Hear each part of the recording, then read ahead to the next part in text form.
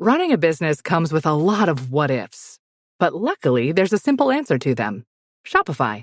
It's the commerce platform behind millions of businesses, including Thrive Cosmetics and Momofuku, and it'll help you with everything you need. From website design and marketing to boosting sales and expanding operations, Shopify can get the job done and make your dream a reality. Turn those what-ifs into... Sign up for your $1 per month trial at shopify.com/special offer. This is The Roger Stone Show.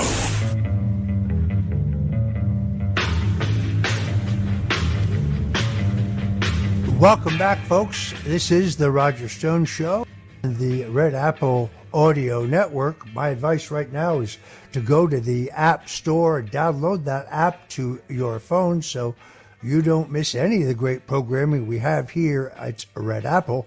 As we were talking before the break, here's the fundamental problem for Kamala Harris, and that is she seems completely and totally unable to speak off the cuff.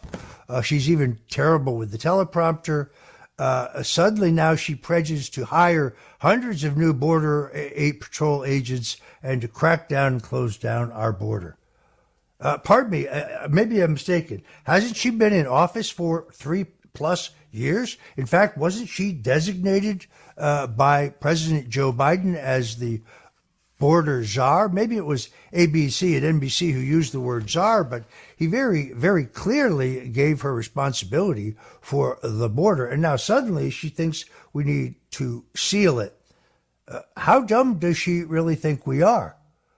But ripping off Donald Trump's proposal to end the tax on tips for service workers, tips are, in fact, a gratuity.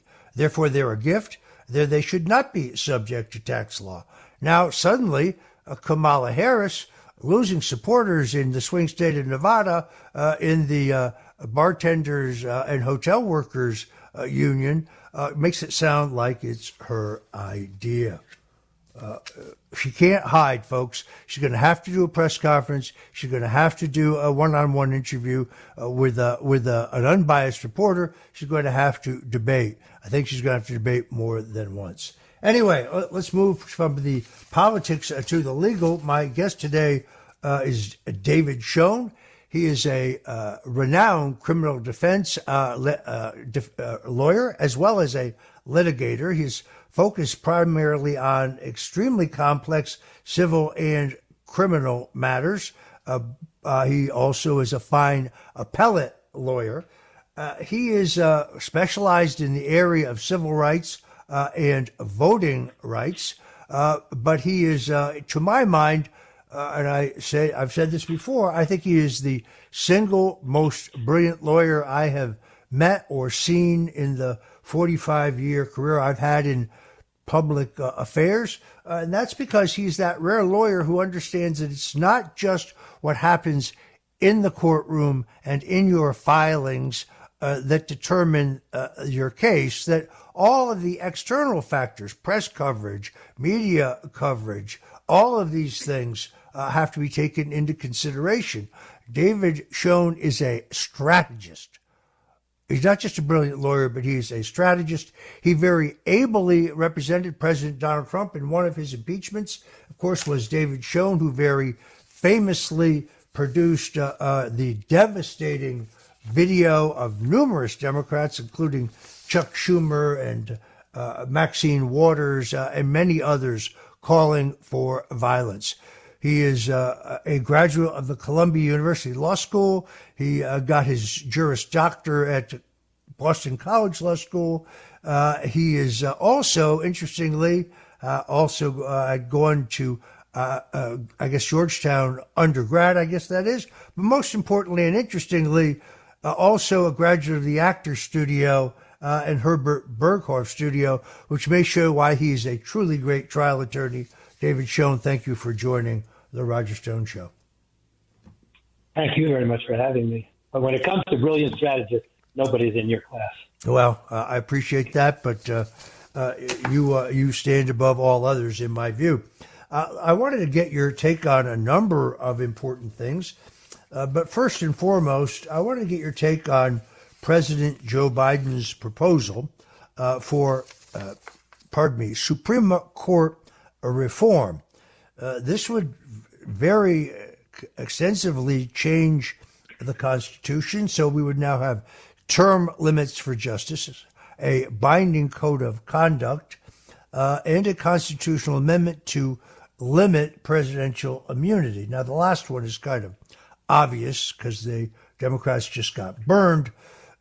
Joe may wish that that never happens if he should survive the balance of his term, which we hope he does. But Biden argues these changes are necessary to restore public confidence in the court, which he says has been undermined by recent decisions. Now, I've never actually heard of a U.S. president attacking the Supreme Court. It never happened before in our history. I don't think Nixon was happy with the court's ruling regarding the rejection of his executive privilege argument and the fact that he had to release all his tapes, but he respected and did not attack the decision by the courts. It shows you how politicized this has become. But the Biden plan calls for a system where the president would appoint a justice every 2 years for an 18-year term, which he claims would make the court more representative and less influenced by any single president. To me, this appears to be a very clear violation of the separations of power that is required by the U.S. Constitution. David, what say you? I think he's dead wrong on each of these so-called reforms. They're nothing in the nature of reform at all. They're political deformation of the court. You're right. If anything has affected public confidence in the court, it's the public comments by people like Chuck Schumer, Joe Biden, Kamala Harris, and so on, attacking the court just polemically without really focusing on substance. The decision regarding abortion has been so miscast. President Trump actually spoke about it properly in the debate when he said it left it up to the states. But anyway, back to these proposals. I mean, on the life tenure issue, clearly a political move. The Constitution provides for life tenure in Article 3, Section 1. The Founding Fathers clearly were in favor of it. Hamilton wrote about it in Federalist 79. They said, there's some criticism about not being able to remove them because they may not even be competent. And he said, that's not really something to be concerned about. It's not going to happen, and it hasn't happened.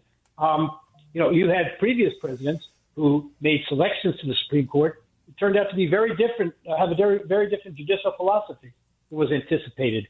But they didn't attack the court because of that. So life tenure, striking at that should be a non-starter. The number of justices is another issue President Biden raises. This is an issue that's been a matter of political football for many, many years. The last time it was affected was 1869, but the court started out with 6 and 7. They went 10 at one point, back 8, and it's working. For the past 150 years or so, 9 has been working. We don't do it especially in times of political polarization. In the past, it has happened as political football, and it's been a big mistake. The immunity decision came out exactly as you predicted. Everybody who follows the court predicted, and as it should have come out. It's basically the criminal version of Nixon versus Fitzgerald. That is, that a president has immunity from civil and now criminal prosecution with respect to his or her official acts. Otherwise, it would be paralyzing the president. You can imagine the certain circumstances in which President Obama could have been prosecuted criminally if you had someone so inclined in the Attorney General's office. President Biden now possibly. Again, we don't play politics with it. We have to have the presidency stands alone in the Constitution, given that role. And the president must be able to act with respect to official acts. Listen, in my view, President Trump's lawyers, Mr. Sauer, blew it when he argued an extreme position like, what if a president orders SEAL Team 6 to kill his political opponent? He said, well, he could have immunity for that. You have to be impeached first. That's just dead wrong. And this court's decision makes that clear. They specifically rejected the extreme position because it has to be an official act. The other thing, by the way, that President Biden and Kamala Harris are talking about is a different kind of code of ethics for the Supreme Court, and that Congress or someone else ought to have some enforcement power. In November of 2023, the court adopted code of ethics that applies to Supreme Court justices. It should be fine. If you want to have a better confirmation process, that may be where the effort should be. But we don't touch these things that I believe ought to be kept sacrosanct with respect to the Supreme Court, and certainly not for political gain. Yeah, it's really extraordinary. Whenever a judge appointed by Obama, Clinton, or Biden makes a decision, they're hailed by the media and by the Democrats and everyone on the left as brilliant, honest jurists. But whenever a decision a judge appointed by Donald Trump makes a ruling, well, they're incompetent, they're unqualified, they're corrupt. I mean, the judge who sat on my trial, the judge who sat on Paul Manafort's trial, the judge who sat on General Flynn's trial, were all appointed by Barack Obama. The Russian collusion hoax under which we were wrongly prosecuted was born in Barack Obama's office with Joe Biden present. But you hear no complaints about that. It's really quite extraordinary. It's interesting that the last president to try to increase the members on the Supreme Court was Franklin Roosevelt, and he did that for political reasons, because the court was not approving the constitutionality of a number of his more radical programs. This court has served us well. This is an attempt to get a politicized court.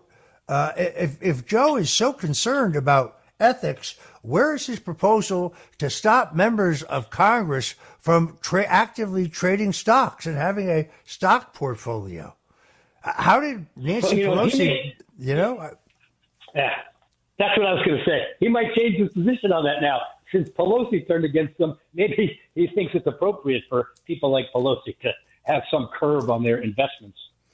Look, this is an absurd attempt at the last minute to try to liberalize the court, to politicize the court. Let's move on.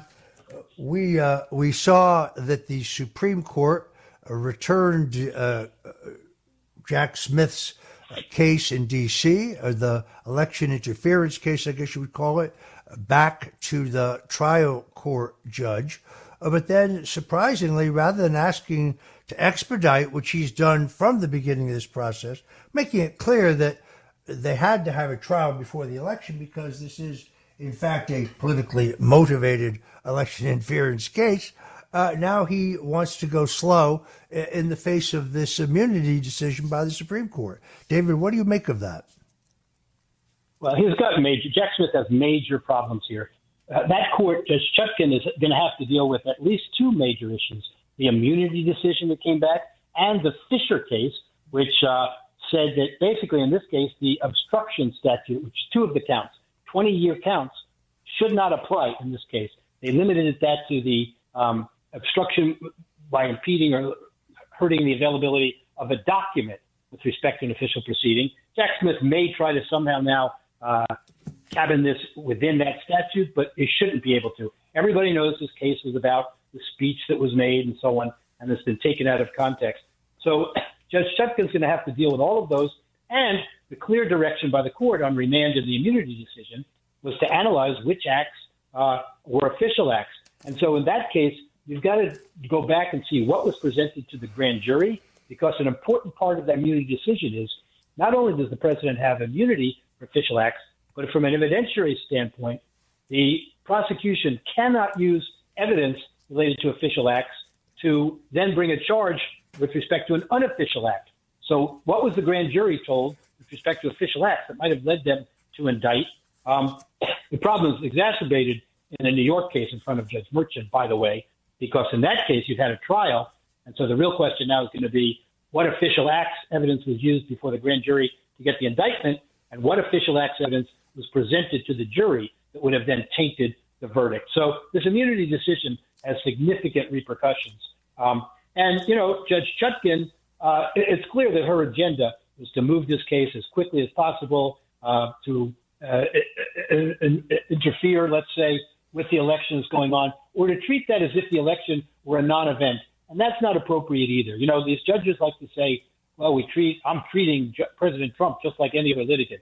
That's not true. And they have a civic responsibility to have a mind on what's happening with the election for the American people as well, and not let a case like that interfere with it. Okay, folks, if you're just tuning in, we're talking to David Schoen, criminal defense lawyer who represented President Donald Trump in one of his two impeachments. We're talking about the lawfare against President Donald Trump. This is the Roger Stone Show here at the Red Apple Audio Network, and we ask you please go to the App Store and download that to your phone. We'll be right back. This is the Roger Stone Show. Ladies, you'll end up shopping for your guy's deodorant, right? So try Degree's Original Cool Rush. You see, last year, Degree changed the formula, and men were mad. One guy even started a petition. So Degree admitted they messed up and brought the Original Cool Rush scent back. It's clean, crisp, and actually smells like someone you want to cuddle. And it's in Walmart, Target, and other stores now for under $4. So toss one in your cart and find out why it's the best-selling men's antiperspirant for the last decade. Degree Cool Rush is back, and it smells like victory. Oh my God, it's the coolest thing ever. Hey guys, have you heard of Goldbelly? Well, check this out. It's this amazing site where they ship the most iconic, famous foods from restaurants across the country, anywhere nationwide. I've never found a more perfect gift than food. They ship Chicago deep dish pizza, New York bagels, Maine lobster rolls, and even Ina Garten's famous cakes. Seriously. So if you're looking for a gift for the food lover in your life, head to goldbelly.com and get 20% off your first order with promo code GIFT. Home means something different to everyone. But with Rocket Mortgage, home can mean even more. It can mean a college education, taming your high-interest debt, even a renovation. We've made it easier than ever to use your home equity. That home you worked so hard for, now it can work hard for you. Call 800-4ROCKET or visit rocket.com to find out more. Rocket Mortgage, LLC, licensed in all 50 states. NMLSconsumeraccess.org, number 3030. Hey, Kristen, how's it tracking? With Carvana Value Tracker. What else? Oh, it's tracking. In fact, Value Surge Alert trucks up 2.5%. Vans down 1.7%. Just as predicted. Mm-hmm. So, we gonna... I don't know. Could sell, could hold. The power to always know our car's worth. Exhilarating, isn't it? Tracking. Always know your car's worth with Carvana Value Tracker. This is the Roger Stone Show. Welcome back. I'm Roger Stone. That, by the way, is 2120 South Michigan Avenue, the only instrumental recorded by the Rolling Stones, one of my favorites. We are here with criminal defense lawyer and appeals lawyer David Schoen. We're talking about the tsunami of lawfare being waged against President Donald Trump. Recently, Judge Eileen Cannon, a Florida-based judge in the 11th Circuit, ruled that the appointment of Special Counsel Jack Smith was unconstitutional for several reasons. Firstly, because there was no provision in law for his position. Secondarily, he got these sweeping prosecutorial powers without ever being confirmed by the U.S. Senate. He was not a sitting U.S. attorney, unlike the special counsel in the Hunter Biden matter, who has been confirmed as a Justice Department official by the U.S. Senate. And of course, that will now be appealed to the 11th Circuit and then presumably to the Supreme Court.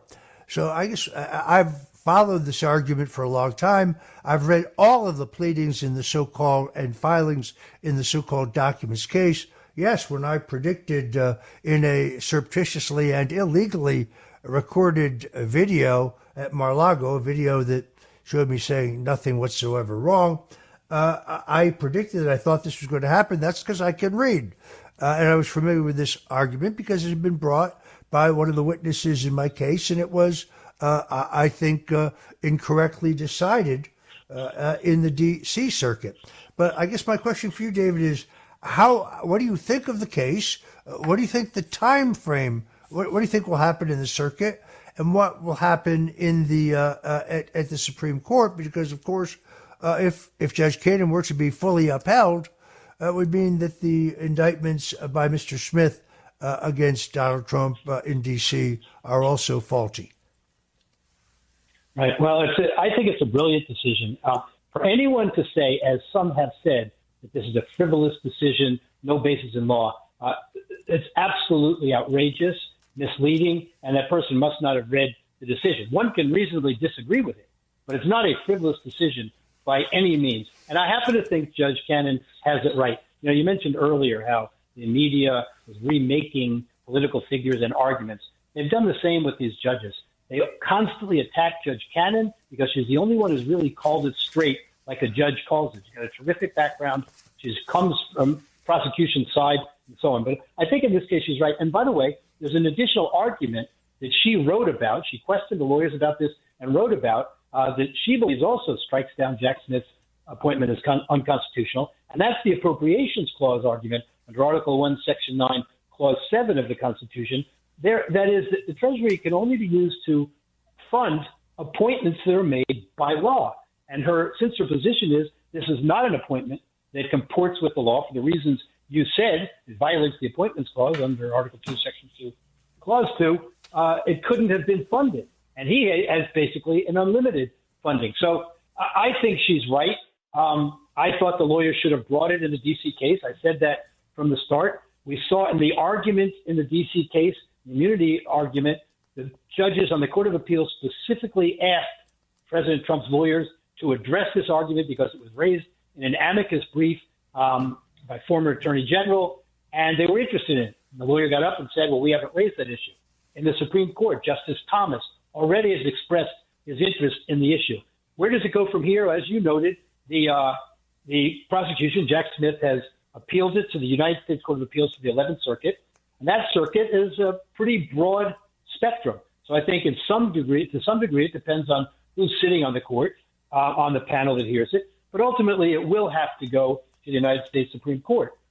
There's a sense of a split among the circuits, which is the number one basis getting to the Supreme Court. As you alluded to, there is a decision from the D.C. Circuit that upheld the appointment of Mr. Mueller with a similar argument, but it's not a very well-reasoned or complex decision. So these two are directly at odds with each other at a minimum. We'll see what the 11th Circuit says.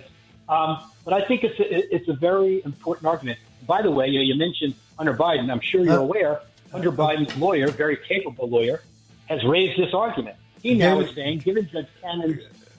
David, I'm afraid we have to leave it there. I apologize for having to cut you off. But thank you for joining us today on The Roger Stone Show. All right.